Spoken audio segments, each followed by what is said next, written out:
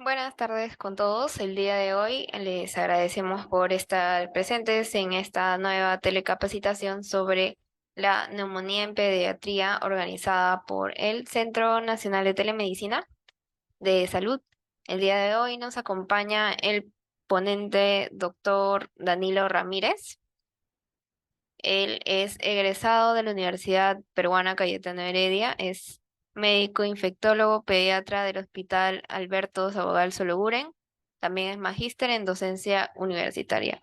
El día de hoy le damos la bienvenida al doctor Danilo y muchas gracias por participar el día de hoy a todos ustedes. Los objetivos que habíamos planteado para esta charla, vamos a decir de que vamos a identificar los signos y síntomas de la enfermedad, vamos a aplicar algunos exámenes auxiliares que nos van a servir de ayuda para la identificación de esta, y vamos a conocer la sensibilidad de los antibióticos en esta población pediátrica.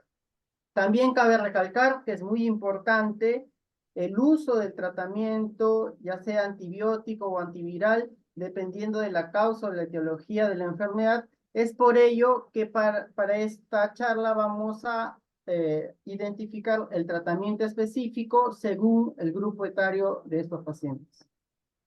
Entonces, como introducción vamos a decir que la neumonía representa hasta el 14% de todas las defunciones en menores de 5 años, y en el 2019 causó o provocó más de 740.180 niños muertos.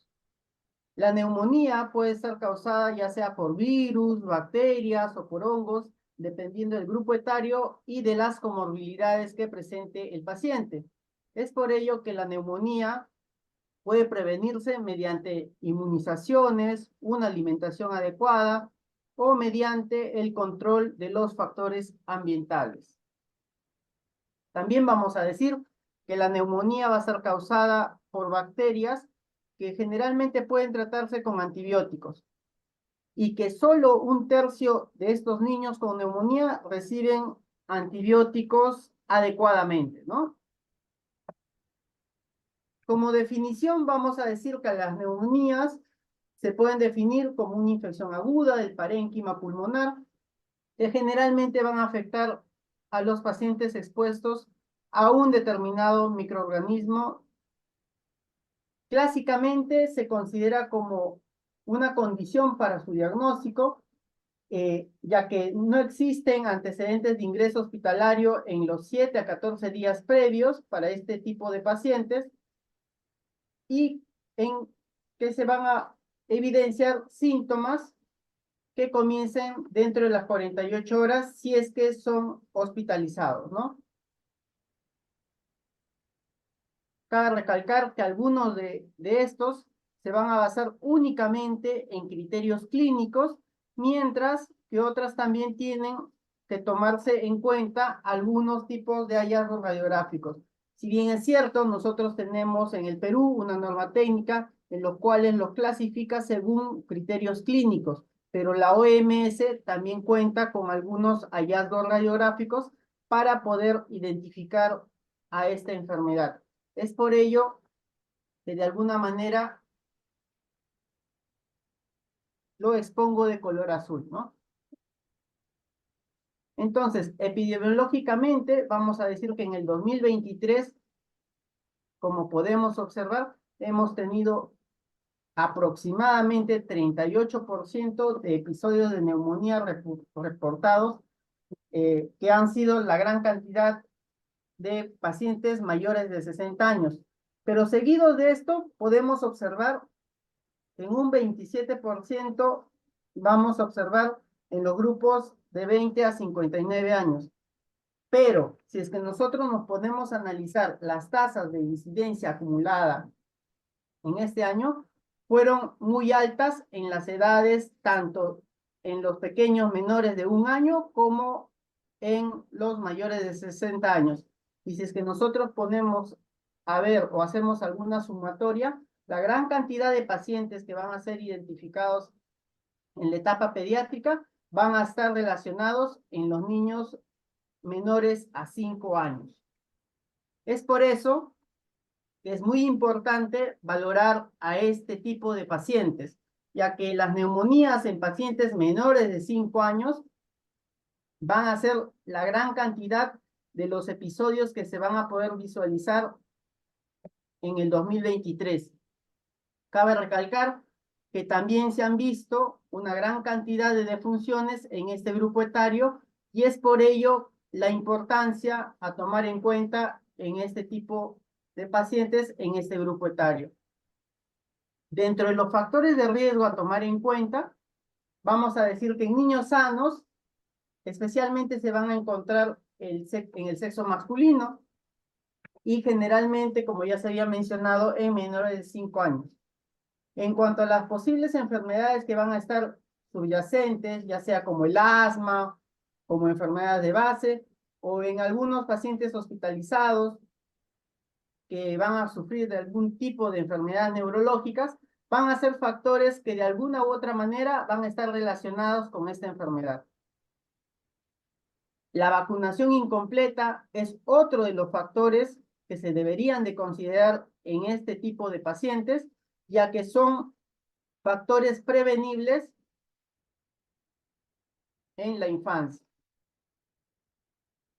Otros factores que también podríamos tomar en cuenta son los pacientes que tienen alguna enfermedad de fondo, pacientes con displasia broncopulmonar, pacientes que sufren de cardiopatías congénitas, pacientes prematuros, pacientes con algún cuadro de déficit inmunológico, pacientes que están expuestos ante ambientes contaminados.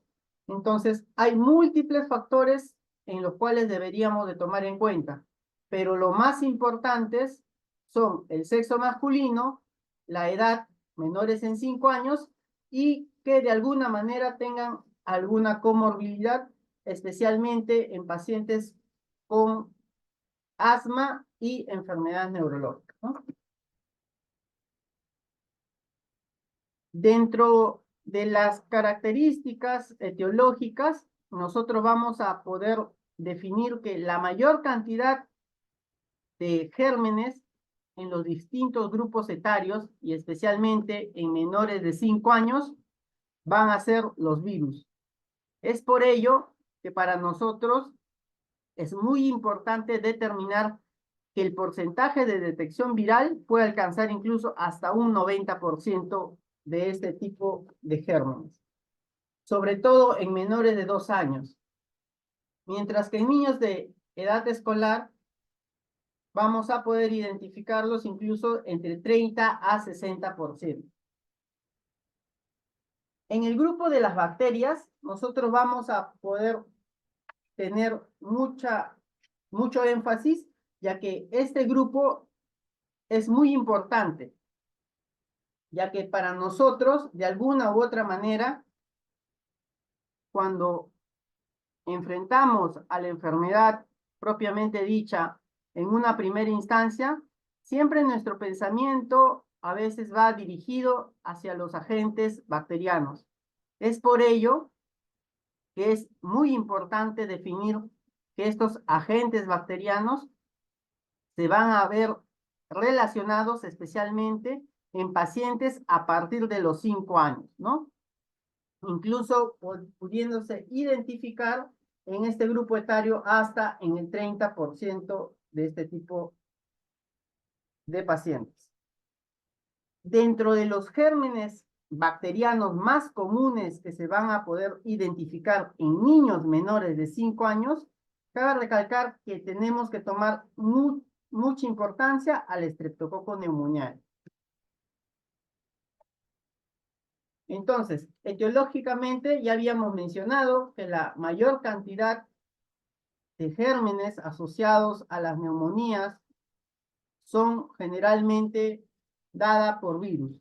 Es por ello que en este estudio que se realizó en 2.222 niños con identificaciones radiográficas de neumonía, se pudieron identificar que la mayor cantidad de pacientes donde se aislaban virus eran en niños menores de 2 años, ¿no? específicamente el virus sincicial respiratorio como principal agente etiológico. Como conclusión del estudio, mencionaban que las neumonías adquiridas en la comunidad que requirieron hospitalización fueron mayores en los niños más pequeños y con una predominancia en la detección de virus respiratorios, ¿no? Entonces, ya hemos definido que etiológicamente la mayor cantidad de gérmenes aislados en pacientes menores de 5 años van a estar relacionadas con los virus. Pero el otro grupo importante de gérmenes en relación al tipo de bacterias que vamos a tener que tomar en cuenta van a ser al Streptococcus pneumoniae. Es por ello que para nosotros es muy importante tener en cuenta a este germen como el principal agente bacteriano para el tratamiento de este tipo de enfermedad. El Mycoplasma pneumoniae también es uno de los gérmenes que debería tomarse en cuenta, pero lo que se ha observado es que este germen se ha aislado generalmente o se ha identificado en niños mayores a 5 años. Es por ello que es muy importante saber la microbiología y sobre todo la etiología del grupo etario en el cual vamos a encontrar los principales gérmenes. Es por ello que en mayores de 5 años recién se debería de valorar el uso del macrólido para el tratamiento de este tipo de germen, ¿no?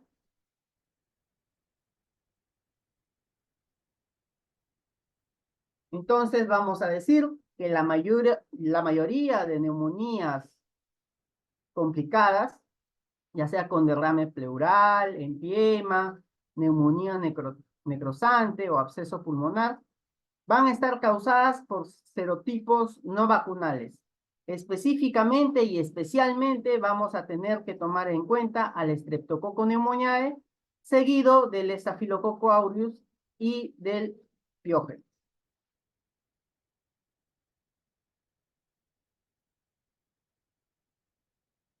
También tenemos que tener mucho cuidado para valorar la etiología en cierto grupo de pacientes. Los pacientes de riesgo, con los cuales he denominado, van a ser y van a variar según su gravedad anatómica, fisiológica y el grado de inmunosupresión. Entonces, vamos a decir que en general, en estos pacientes, aunque los agentes habituales de las neumonías van a seguir siendo los más prevalentes, como ya se ha mencionado, de tipo viral, se deberían de tomar en cuenta adicionalmente otro tipo de gérmenes, en general los gram negativos. En niños que cursen con algún tipo de mayor inmunosupresión, se deberían de considerar incluso agentes oportunistas como el estreptococo alfa hemolítico, Pneumocystis gyrovesi, citomegalovirus e incluso hongos. En las neumonías que son causadas por algún tipo de enfermedad aspirativa, que generalmente se van a dar, como ya se había mencionado, en el grupo de pacientes neurológicos, que son la mayor cantidad que presentan este tipo de enfermedad aspirativa, se debería de tomar en cuenta la flora aerobia y anaerobia de la vía oral y la nasofaringe, ¿no? Es por ello que para el tratamiento de este tipo de enfermedad se deberían de tomar en cuenta a los bacteroides, a los Fusobacterium y al Streptococcus. También en este grupo vamos a tener y tomar en cuenta a los pacientes con enfermedades crónicas como la fibrosis quística. Estos pacientes, generalmente, su etiología va a ser muy variable, va a tener múltiples agentes, ya sea gram positivos como el Staphylococcus aureus, va a tener agentes gram negativos como la Pseudomonas, Haemophilus, Burkholderia, entre otros. Para hablar sobre la fisiopatología de esta enfermedad, vamos a decir que la transmisión se va a dar por gotas. Esta transmisión posteriormente va a causar una colonización a nivel de la nasofaringe, que seguidamente de la aspiración o la inhalación se van a alojar los microorganismos. En este caso, ponemos de ejemplo al Streptococcus pneumoniae, que ingresa al alveolo y que posteriormente provoca una replicación que no es controlada. Esta replicación, que no va a ser controlada, va a conllevar que los macrófagos comiencen a producir citoquinas. Estas citoquinas, a la larga, van a causar un reclutamiento de otros grupos celulares, entre ellos a los neutrófilos, y posteriormente se va a producir una respuesta primaria inmunológica celular y que posteriormente se va a llevar otro tipo de respuesta humoral. Posterior a esta respuesta humoral, nosotros vamos a observar en el alveolo, va a haber una reducción de la distensibilidad pulmonar, un aumento de la resistencia de esta, y a la larga, conllevando a un colapso o atrapamiento de las vías aéreas, causando una alteración en la ventilación-perfusión. Dentro de las manifestaciones clínicas van a ser muy variables. Estas manifestaciones clínicas que van a ser muy variables y que se van a determinar dependiendo la gravedad de la enfermedad, vamos a decir que son inespecíficas. Cabe recalcar que tenemos en pediatría un grupo etario de lactantes que podría manifestarse solamente con una mala alimentación, presencia de letargo, fiebre, tos, dificultad respiratoria, irritabilidad e incluso dolor torácico, que van a mencionar generalmente los niños ya más grandes, ¿no? Es por ello que en nuestra norma técnica, por así decirlo, ponen como manifestaciones clínicas o síntomas comunes a la fiebre, a la tos y a la dificultad respiratoria. Estos tres síntomas, de alguna u otra manera, nos ayudan a nosotros a tratar de suponer o identificar como una probable enfermedad activa, ¿no? Entonces, también en las manifestaciones clínicas, nosotros tenemos que tomar en cuenta los hallazgos físicos que vamos a encontrar en nuestro paciente. Los hallazgos físicos que vamos a encontrar a la hora de la evaluación o el examen clínico de nuestro paciente va a ser la fiebre, la taquipnia, las sibilancias, se podría encontrar incluso broncofonía, crépitos, ruidos respiratorios agregados, ¿no? Retracciones subcostales, intercostales, va a ser muy variable los hallazgos físicos que nosotros vayamos a poder encontrar. Pero a la taquimia la ponen como uno de los signos más importantes para la denominación del cuadro clínico, de la gravedad y sobre todo como una de las manifestaciones predominantes a nivel de la OMS. Entonces, una vez que nosotros hemos identificado ciertos signos, ciertos síntomas en determinado grupo etario de nuestro paciente, nos va a ayudar a nosotros a poder discernir si es que estamos frente a una neumonía bacteriana o a una neumonía viral, ¿no?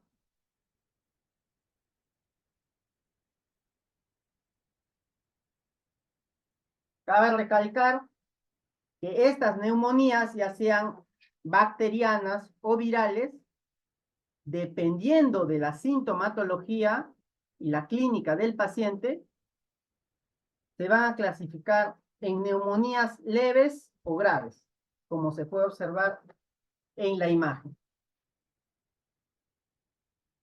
Posteriormente a la identificación o a la clasificación de estas neumonías leves o graves, nosotros vamos a poder enfocarnos en este tipo de paciente para nosotros valorar si es que este paciente es o presenta signos de enfermedad grave para poderlo hospitalizar, o incluso si es que nuestro paciente presente indicaciones de ingreso a unidad de cuidados intensivos. Todo esto es muy importante, ya que de alguna manera nos va a ayudar a manejar y a dar un tratamiento específico para cada uno de estos pacientes. Cabe recalcar que podríamos hablar de exámenes auxiliares que de alguna u otra manera en algún momento hemos solicitado, pero tenemos que decir, por ejemplo, que el hemograma no se debería de realizar de forma rutinaria, ya que no me va a determinar la etiología. Así nosotros tengamos un hemograma con una leucocitosis mayor de 15.000, haya desviación izquierda, hemos visto que esto no se va a relacionar con la etiología bacteriana. Es por ello que el hemograma para definir etiología en mi paciente no está recomendado. En cuanto al PCR, vamos a decir que hay varios estudios referentes a PCR en neumonía bacteriana y viral, en donde se ha podido identificar de que hay cierto grupo de pacientes pediátricos que tienen valores de PCR de 60 a 80 o más, en los cuales van a sugerir una etiología bacteriana. Pero cabe recalcar de que el hecho de que presente estos valores no es específico de este tipo de etiología. Solamente nos sugeriría el tipo de etiología. También podríamos solicitar tal vez el PCT. El PCT, si de alguna manera va a tener un valor predictivo negativo muy alto, más del 96%, entonces vamos a decir que nuestro PCT nos va a ayudar o va a estar, se va a correlacionar positivamente dependiendo de la gravedad de la neumonía. Y podría ayudarnos como un indicador de bacteremia. Debemos decir también de que este PCT no es útil en las NAC no complicadas.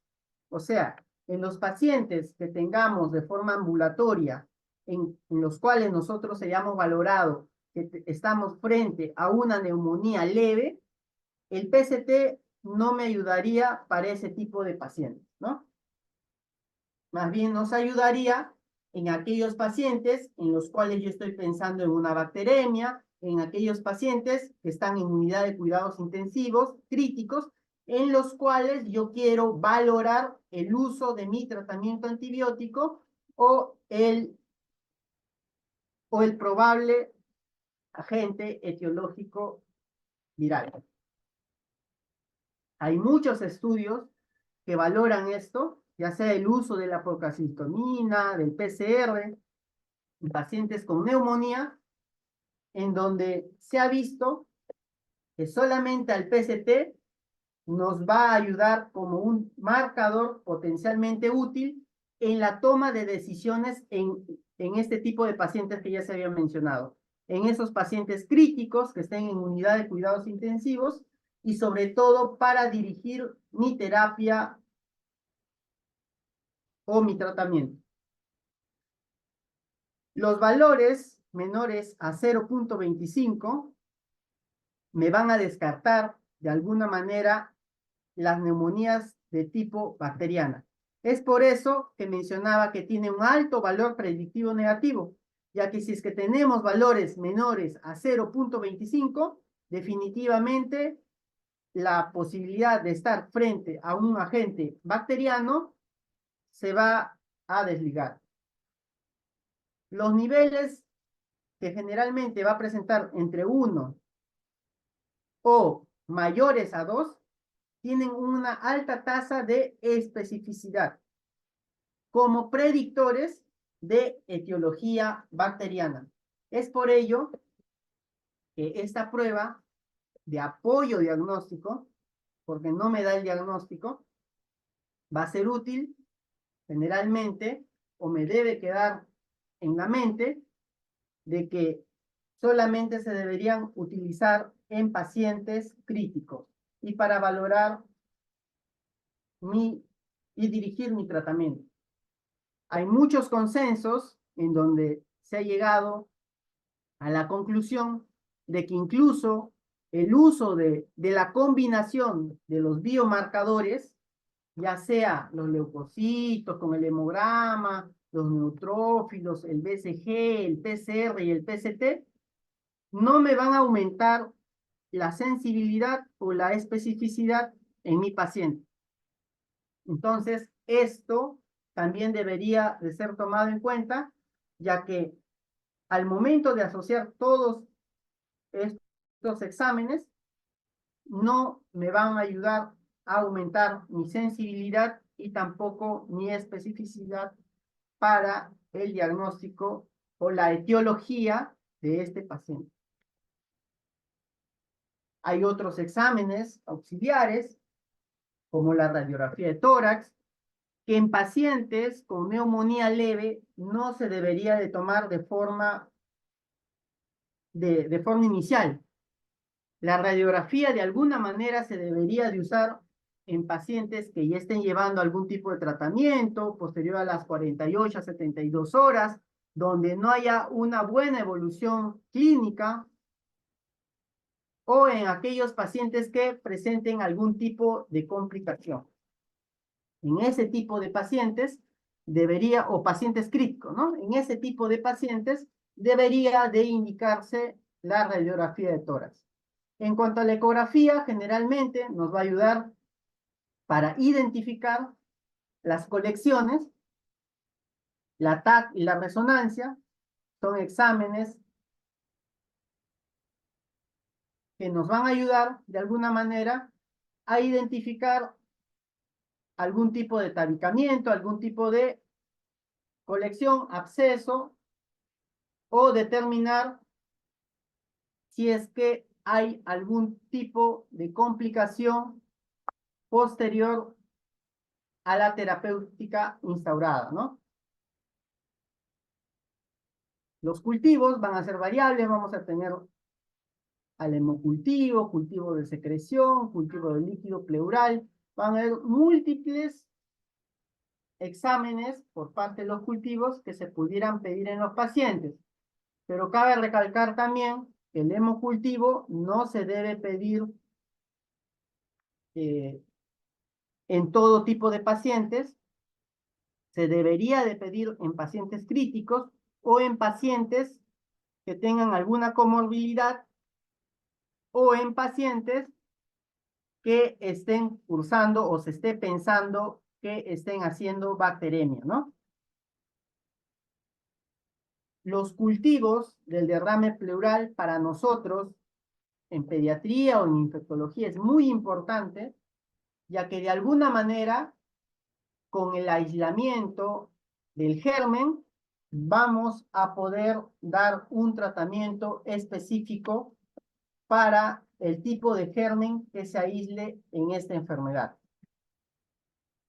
Hay muestras de secreción nasofaringea que también nos van a ayudar para la identificación generalmente de virus respiratorios, ¿no? Que es muy importante a la hora de tratar de discernir si estamos frente a un agente viral o a un agente bacteriano. Porque cabe mencionar de que las neumonías graves no solamente están dadas por bacterias, sino también por virus. Y esto es muy importante para el manejo dirigido de este tipo de pacientes. Otros estudios que de alguna u otra manera deberían ser tomados en cuenta en nuestra población, ya que Perú es una zona donde hay mucha tuberculosis, son el PPD y estudios para esto, ¿no? Y aparte, en aquellos pacientes en los cuales no haya una evolución favorable, donde hay algún tipo de tabicamiento o se piense en algún examen adicional para ampliar estudios, vamos a tener que tomar en cuenta a la broncoscopía y al lavado bronquialular.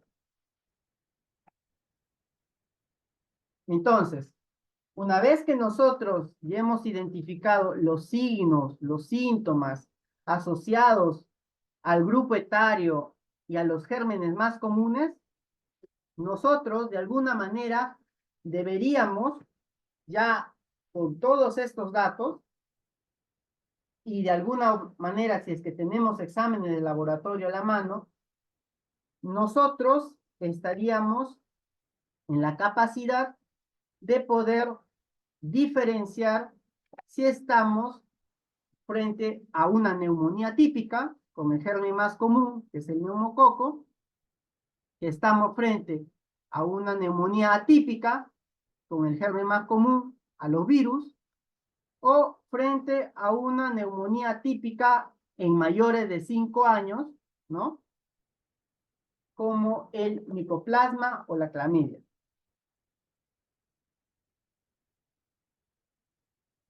En cuanto al manejo de este tipo de pacientes en general, vamos a comenzar con medidas generales, ¿no? Como el control de la fiebre y una hidratación, una evaluación clínica de los signos de alarma que ya habíamos mencionado, pacientes que estén cursando con algunos signos de shock, incluso para poderlos valorar como pacientes críticos, para recomendar el cuidado específico de este paciente y sobre todo si es que son ameritorios de uso de oxigenoterapia, ¿no?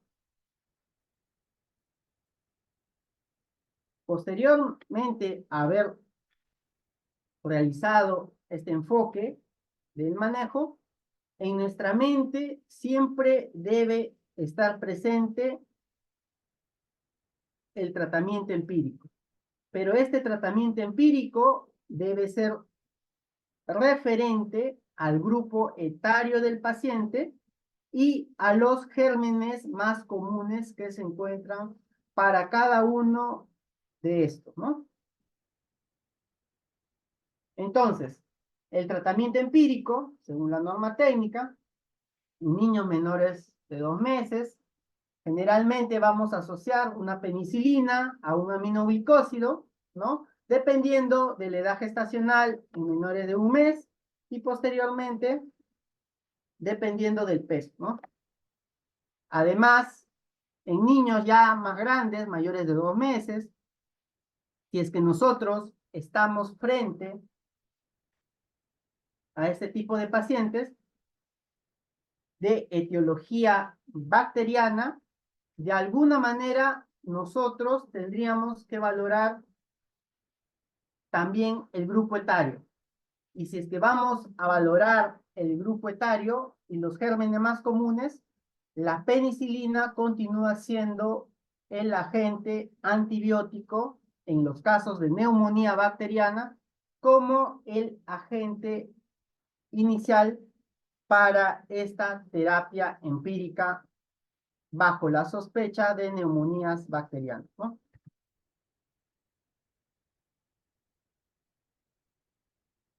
Ahora, nosotros, de alguna manera, tenemos que tener ciertas implicancias a la hora de la administración de nuestro tratamiento antibiótico.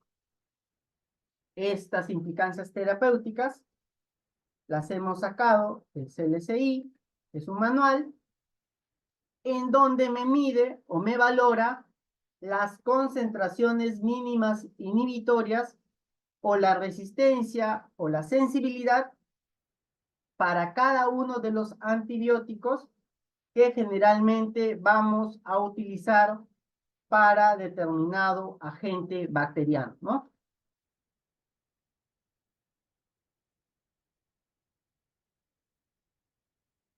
Presento este artículo, ya que me pareció muy interesante. Es un artículo publicado en el año 2023, en el cual estudiaron a uno de los gérmenes más comunes bacterianos, que es el Streptococcus pneumoniae, en donde se pudo observar la sensibilidad o la comparación de la sensibilidad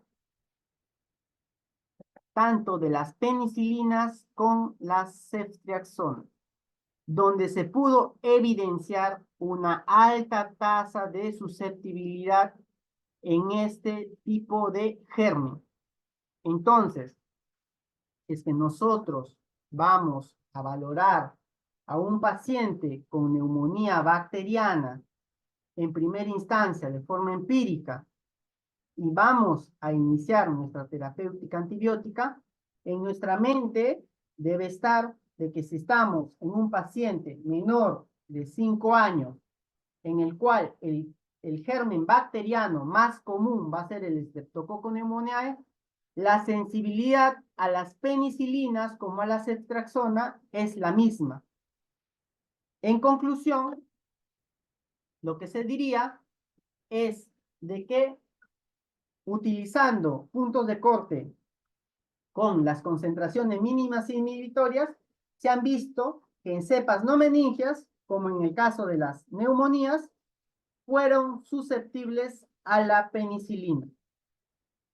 Este estudio para mí es muy importante, ya que en emergencia me va a ayudar a valorar a la gran cantidad de pacientes en los cuales acuden y posteriormente se le comienza la terapéutica empírica inicial bajo la sospecha de una infección bacteriana con el diagnóstico de neumonía. Además, este estudio me ayuda a valorar o a identificar la alta tasa de resistencia que tenemos frente a los agentes antibióticos relacionados para el tratamiento del Streptococcus pneumoniae. Estos agentes antibióticos que tienen una alta tasa de resistencia se han visto en los macrólidos, como la acitromicina y en la clindamicina. Es por ello que si es que nosotros, de alguna manera, vamos a tratar de dar tratamiento antibiótico empírico y vamos a dar tratamiento con acitromicina, nosotros tenemos que valorar muy bien el grupo etario para que, si es que nosotros estamos frente a pacientes menores de 5 años, nuestra acitromicina no va a tener mucho efecto en este paciente, ya que hay una alta tasa de resistencia a este antibiótico. Entonces, una vez que nosotros tenemos la certeza que estamos frente a una neumonía bacteriana, ya habíamos dicho de que nuestra terapia empírica inicial se debería dar por penicilinas. Las dosificaciones de la penicilina por vía endovenosa va a depender si es que estamos frente a un paciente hospitalizado o a un paciente con una neumonía leve que solamente debería recibir altas dosis de amoxicilina a 80 a 90 miligramos por kilogramo por día divididos en 3 tomas.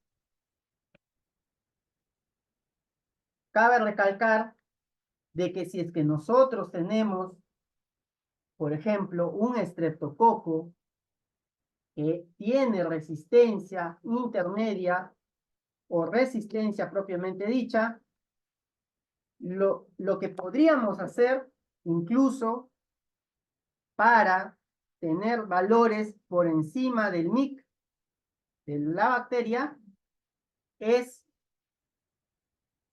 utilizar penicilinas a altas dosis, como se observa en el cuadro, incluso utilizando ampicilina de 300 a 400 miligramos por kilogramo día, divididos cada 6 horas.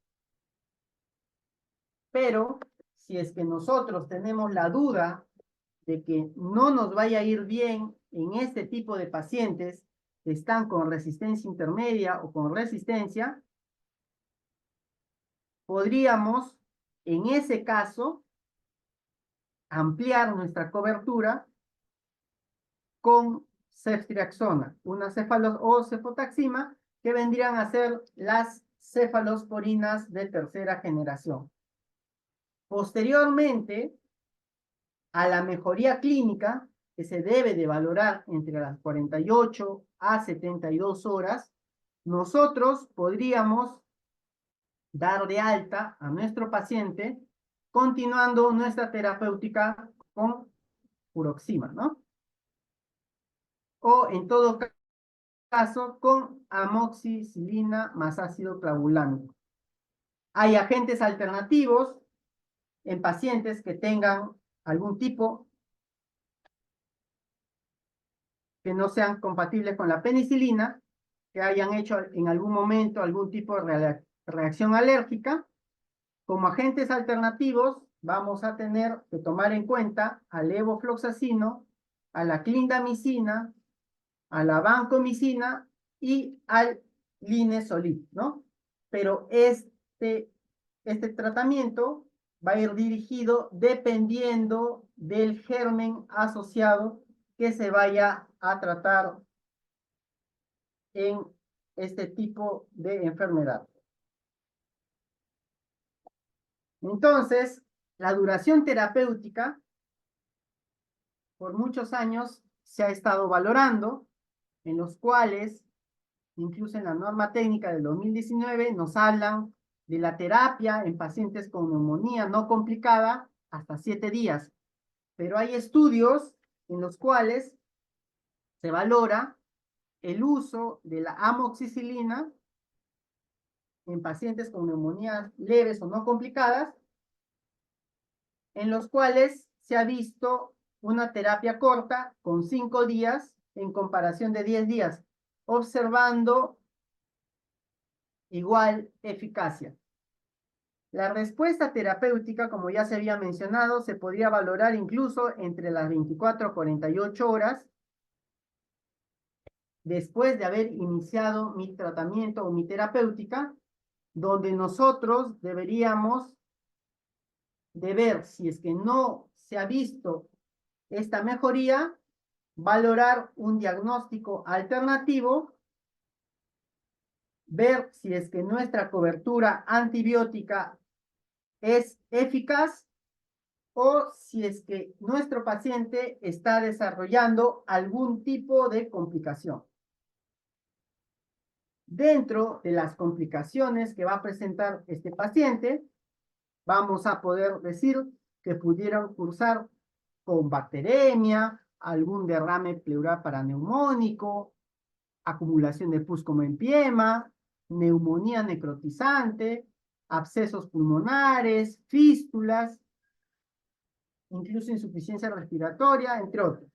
Entonces, nosotros debemos, de todas maneras, posterior al inicio de mi terapéutica, valorar mi evolución clínica para valorar si mi paciente está cursando con algún tipo de complicación.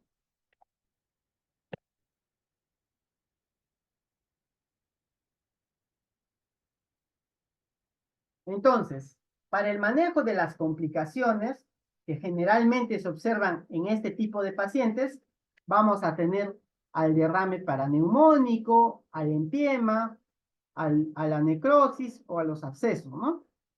En quienes se debe de valorar el tamaño, ¿no? De estas colecciones. Inicialmente se podría solicitar una radiografía, pero específicamente para valorar este tipo de colecciones, se podrían utilizar inicialmente la ecografía, ¿no? Pero si es que nosotros tenemos derrames que son muy grandes o de medianos tamaños, se podrían optar por el uso de exámenes de imágenes mucho mejores como la tomografía, ¿no? Donde nos ayude a valorar si es que está loculado o no, para posteriormente valorar el uso de un drenaje o el, el apoyo con toracoscopía o debridamiento en este tipo de pacientes, ¿no? Cabe recalcar que todos estos procedimientos deberían de ir asociados a la toma de cultivos para posteriormente identificar a mi agente infeccioso y de alguna manera dar un tratamiento específico para ese tipo de germen, ¿no? Entonces, el tratamiento para estos pacientes en los cuales no tienen derrame pleural, por ejemplo, vamos a decir que solamente con penicilinas o ampicilina sería suficiente. Pero en el caso de las complicaciones que estábamos mencionando, que presenten neumonías con derrames pleurales paraneumónicos, lo indicativo es de alguna manera utilizar también, se podrían utilizar las penicilinas, pero como se observa a altas dosis, para de alguna manera hacer de que mi antibiótico llegue y no se vea afectado por la acumulación de esta colección. Otro tipo de terapia alternativa que se podría utilizar en este tipo de pacientes es el uso de las cefalosporinas de tercera generación asociados a la clindamicina para el tratamiento de agentes anaerobios. En cuanto a las neumonías típicas en pacientes graves, se deberían valorar el uso de las penicilinas o el uso de las cefalosporinas asociados a otro tipo de gérmenes, ya que estos pacientes con neumonías típicas graves generalmente podrían ser polimicrobianas o no solamente presentar predisponentemente al estreptococo neumoniae, sino podríamos estar frente a un estafilococo aureus, en el cual el uso de la ceftriaxona o la ampicilina va a ser ineficiente. Es por ello que lo que se trata de hacer es asociar a la penicilina o a la cefalosporina más un agente antiestafilocócico, ya sea como la oxacilina, la clindamicina o la vancomicina, dependiendo de nuestro mapa microbiológico. Nosotros, si tenemos una alta tasa de prevalencia en agentes estafilococo aureus meticilino resistentes, la oxacilina no sería la terapia más adecuada a asociar. Cabe recalcar, si es que estamos frente a, a un mapa microbiológico de nuestra institución, donde tenemos poca cantidad de gérmenes de estafilococo meticilino resistentes y tenemos una alta tasa de gérmenes Staphylococcus aureus meticilinos sensibles, la asociación con oxacilina es mucho mejor que la asociación a la vancomicina. En neumonías que presenten un patrón intersticial, que estén en unidad de cuidados intensivos, pacientes graves, en este tipo de pacientes no solamente se debería valorar los gérmenes más comunes, sino también se deberían de valorar otro tipo de agentes oportunistas o atípicos. Es por ello que en este tipo de pacientes se podría valorar el uso de una cefalosporina, generalmente de tercera generación, asociado al macrólido y en algunas ocasiones al trimestoprim por la presencia de algún germen oportunista, ¿no? Cabe recalcar que estos antibióticos asociados se van a dar en cierto tipo de pacientes en los cuales tengan cierto tipo de afinidad a la colonización por gérmenes más resistentes, ¿no?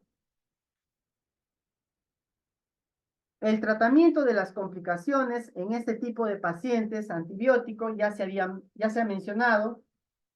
Solamente este cuadrito me ayuda a simplificar la terapéutica ya mencionada en pacientes con derrame pleural, en pacientes con empiema o abscesos o neumonías necrotizantes, en quienes, como ya se había mencionado, se debería de asociar un agente antiestafilocócico y sobre todo tener en cuenta ciertas situaciones especiales en donde se debería ajustar la terapéutica definitiva dependiendo del diagnóstico etiológico y de los cultivos que vamos a recibir posterior al inicio de mi terapéutica empírica.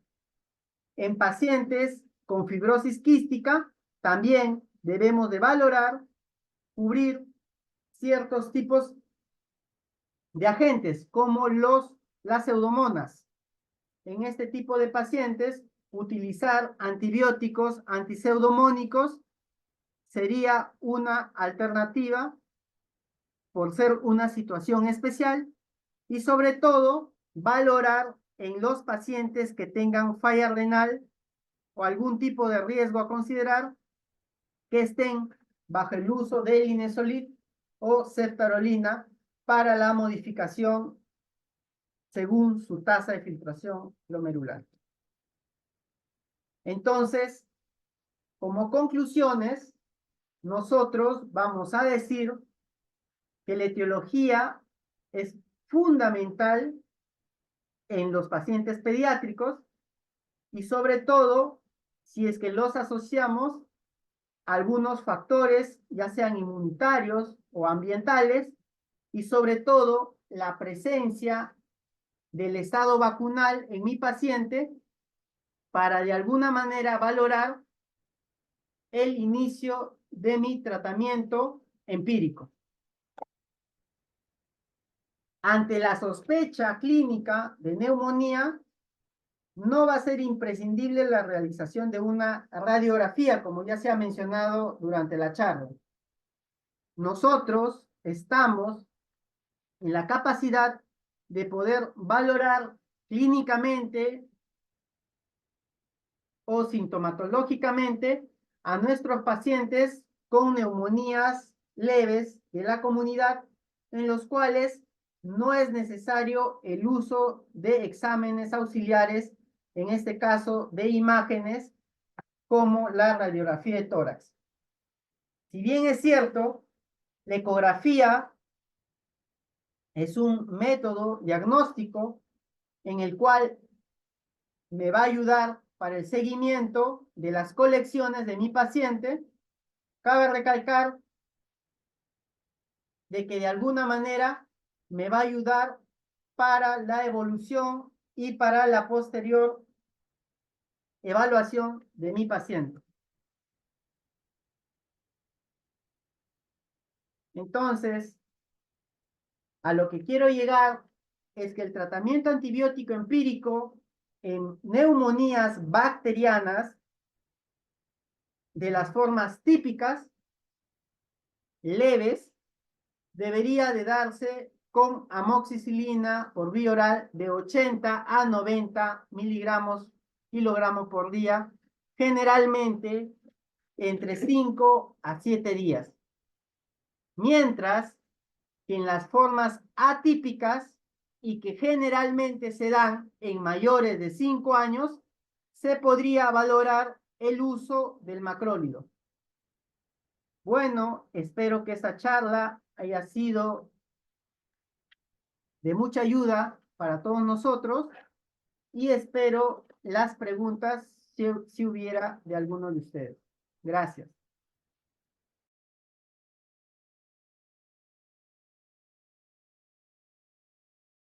Muchas gracias, doctor, por el espacio brindado sobre el tema de neumonía en pediatría. Para los participantes pueden dejar sus preguntas o dudas para responderlas en estos momentos. Les damos unos minutos para que puedan realizarlas mediante el chat. Tenemos una pregunta de Patricia Inga. En el primer nivel de atención, ¿cuál sería el signo de posible neumonía en menores de 5 años? Como ya habíamos mencionado en la charla, según nuestra norma técnica, o al menos la del 2019, generalmente vamos a valorar con 3 signos específicos, ¿no? Tos, fiebre y la dificultad respiratoria. Específicamente, eso es lo que de alguna manera clínicamente para mí me va a ayudar en centros de primer nivel a identificar como principal diagnóstico a la neumonía, ¿no?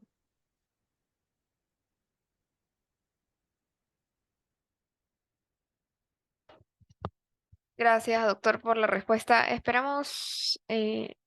Javier Durán nos pregunta, ¿se recomienda el uso de acetilcisteína en menores de 5 años?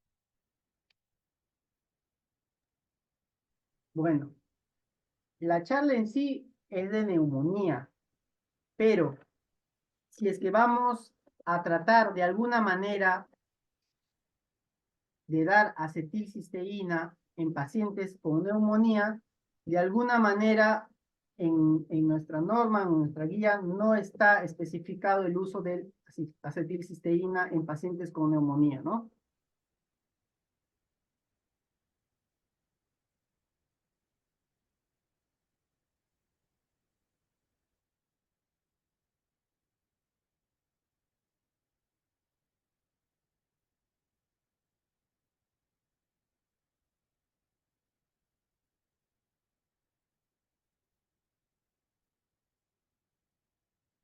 Gracias, doctor, por la respuesta.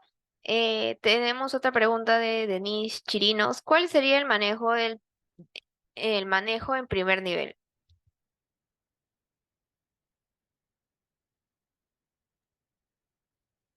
Inicialmente, si es que nosotros vamos a tener un paciente con neumonía, debemos de valorar clínicamente. Una vez que valoremos clínicamente, nosotros debemos de valorar al paciente si estamos frente a un paciente con una neumonía leve o una neumonía grave. Si estamos frente a un paciente con una neumonía grave, tenemos que utilizar o valorar el grupo etario de este paciente. Si es que nosotros vemos que la clínica y el tiempo de enfermedad asociado a la evidencia del examen físico, ya sea por la aparición de crépitos o de un soplo tubárico, estaríamos frente a una neumonía bacteriana.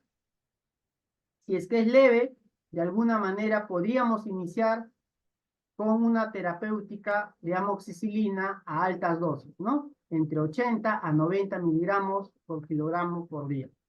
Eso sería inicialmente si es que nosotros estamos frente a un paciente con neumonía leve. Si nosotros estamos frente a un paciente con neumonía grave, idealmente lo único que podríamos hacer en atención primaria es darle manejo de las medidas principales como hidratación, oxigenoterapia y todo lo demás.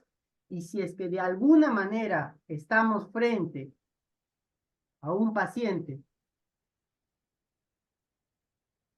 crítico o grave, lo ideal sería referir lo más antes posible a un hospital de mayor complejidad, donde de alguna manera pueda recibir atención específica, ¿no?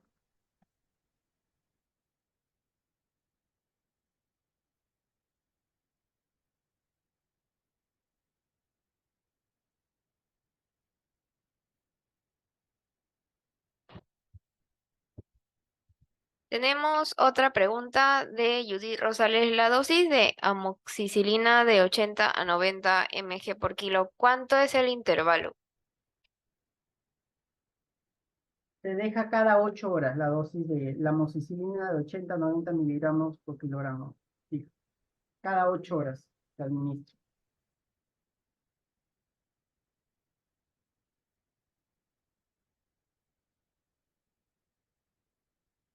Gracias, doctor, por la respuesta. Bueno, me parece que ya no tenemos más preguntas. En estos momentos finalizamos esta sesión y agradecemos a los participantes por estar el día de hoy y también al ponente, el doctor Ramírez, y también si nos puede dejar sus palabras finales para poder finalizar la sesión. Ante todo, agradecer eh, la presencia de todos, tener en cuenta de que estamos frente a un aumento de la resistencia bacteriana en, en nuestros pacientes pediátricos. Es por ello que de alguna manera, si bien es cierto, las neumonías, la mayor cantidad de pacientes son de tipo viral, he querido de alguna manera enfocarme en neumonías bacterianas, ya que es el segundo agente etiológico que se da en la mayor cantidad de pacientes y es en este tipo de etiología o en este tipo de diagnóstico de neumonía bacteriana en los cuales estamos haciendo el uso indiscriminado de los antibióticos, provocando la alta tasa de resistencia antibiótica en todos los niños. Esto se ha visto en este último estudio que han realizado, en donde en la presentación que puse en ese cuadro, se puede observar una alta tasa de resistencia a los macrólidos, en este caso a la acitromicina, que se viene dando de manera, por así decirlo, en demasiado, ya que no se debería de tomar en cuenta al agente del micoplasma en pacientes menores de 5 años y tampoco se deberían de tomar en cuenta en esos pacientes asmáticos. Yo sé que tenemos una alta tasa de pacientes respiratorios con asma. Yo sé que tenemos en, en alguna literatura el uso de la acitromicina como inmunomodulador, pero si es que nosotros nos ponemos a revisar la literatura, ninguno de esos estudios ha comprobado eficacia o ninguno de esos estudios es un estudio de metaanálisis como para poder tomar en cuenta en el uso empírico en este tipo de pacientes, ¿no? La mayor cantidad de los pacientes que nos llegan a la emergencia son pacientes con broncoespasmo, algunos con asma, que generalmente son asociados a procesos respiratorios. En este tipo de pacientes no se debería de asociar el uso del macrólido, ya que no está en ningún consenso indicado o no hay estudios que avalen su efectividad para su uso, ¿no? Bueno, eso sería todo y muchas gracias por la invitación.